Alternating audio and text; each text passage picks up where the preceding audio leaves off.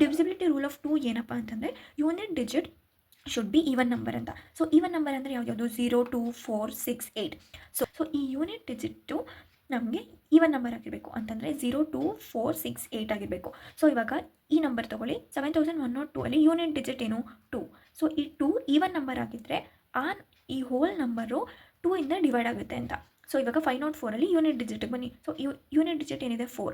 So ಈ 4 unit digit ಆಗಿದ್ದರೆ 504 2 ಇಂದ ಡಿವಿಸಿಬಲ್ ಆಗುತ್ತೆ ಅಂತ. ಸೊ ಅದೇ ಥರ 3 ಬಂದರೆ divisibility rule of 3. So divisibility rule of 3 ಏನು, sum of the digits should be divided by 3. So sum of the digits ಅಂದರೆ ಏನು ಅಂತಂದರೆ ಇವಾಗ 348 ಅಂತ ಇದೆ. ಸೊ 3 + 4 + 8 ಅಂತ. 3 + 4 + 8 ಎಷ್ಟು 15. ಸೊ ಈ 15 3 ಇಂದ ಡಿವೈಡ್ ಆಗುತ್ತಾ? So obviously 3 5 15. ಸೊ ಈ ಬಂದಿದ್ದ ನಂಬರು 3 ಇಂದ ಡಿವೈಡ್ ಆಯಿತು ಅಂತಂದರೆ 348 ಸಹ 3 ಇಂದ ಡಿವೈಡ್ ಆಗುತ್ತೆ ಅಂತ.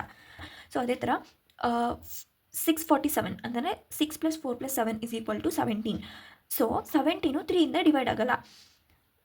ಸೊ ಆದ್ದರಿಂದ 647 ಸಹ 3 ಇಂದ ಡಿವೈಡ್ ಆಗಲ್ಲ ಅಂತ.